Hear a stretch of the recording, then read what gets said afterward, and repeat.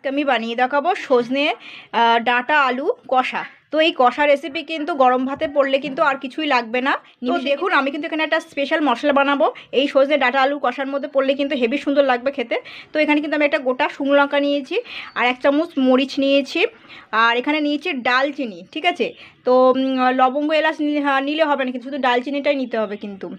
আর এখানে 1 চামচ সাদা জিরে আর হচ্ছে 2 চামচ মতন ধরে নিয়েছি, আস্ত ধরে নিয়েছি। তো এগুলো কিন্তু আমি গরম কড়াইতে একটুখানি হালকা নেড়ে ছেড়ে নেবো, 2 মিনিট মতন হালকা শুকনো কড়াইতে ভেজে নেবো, নিয়ে আমি কিন্তু এটাকে গুঁড়ো করে নেবো। তো এটাকে কিন্তু একটু জাস্ট 2 মিনিটে কিন্তু হালকা নাড়াচাড়া করে নেবো। আর এটা কিন্তু মশলাটা পুড়িয়ে ফেললে হবে না। তো এবারে কিন্তু আপনারা চাইলে সর্ষের তেলে রান্না করতে পারেন, আমি কিন্তু রিফাইন্ড তেল দিয়েছি। তো স্লাইস করে কেটে রাখা আলুগুলো কিন্তু দিয়ে দিচ্ছি। এগুলো কিন্তু সুন্দর করে ভেজে নিতে হবে, কিন্তু ফ্রাই করে নিতে হবে। আলুটাকে আগে জাস্ট 2 মিনিট আগে একটু হালকা ফ্রাই করে নেবো। এগুলো আলুগুলোকে কিন্তু লাল লাল করে ফ্রাই করে নিতে হবে কিন্তু। 2 মিনিট কিন্তু ভাজা করে নিয়েছি আলুগুলো। এবার আমি এতে হালকা নুন আর হলুদ গুঁড়ো দিচ্ছি। এটা দিয়ে নুন আর হলুদটা দিয়ে আমি আবারও ভালো করে এবারে ফ্রাই করে নেব। তো দেখুন আমি কিন্তু আলুটাকে কিন্তু সুন্দর করে ফ্রাই করে নিয়েছি। কিন্তু 1 চামচ চিনি দিচ্ছি, আর যে কেটে রাখা টমেটোগুলো আমি দিয়ে দিচ্ছি, যে টমেটোগুলো নিয়েছিলাম। তো আপনারা একটা বড় সাইজে কিন্তু টমেটো দিতে পারেন। ভালো করে এবার আমি কিন্তু এতে 1/2 চামচ আদা বাটা, রসুন বাটা, পেঁয়াজ বাটা না দিলেও হবে কিন্তু, হবে উপকরণগুলো। তো এটা দিয়ে আমি জাস্ট 1 মিনিট মতো নাড়াচাড়া করে নেবো, জাস্ট সজনে ডাঁটাগুলো দিয়ে।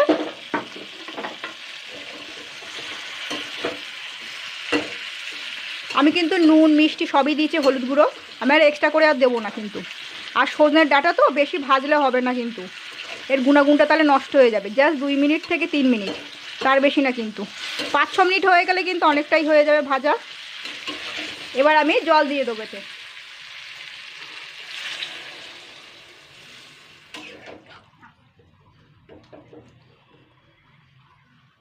তো দেখুন এটা কিন্তু ডাঁটা আলুটা কিন্তু সিদ্ধ হয়ে গেছে।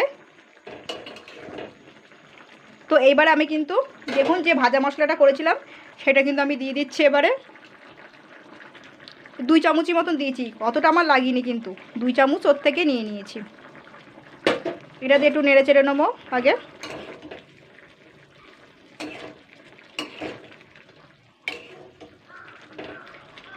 নুন ঝালটা কিন্তু আপনাদের পছন্দ মতন নেবেন, নুন ঝাল মিষ্টি। একটু ম্যাগি মশলা দিয়ে দিচ্ছি নামানোর আগে। এবার আমি কিন্তু গ্যাসটা কিন্তু সঙ্গে সঙ্গে বন্ধ করে দেবো। এটা দিয়ে আর কিন্তু বেশি ফোটাবো না,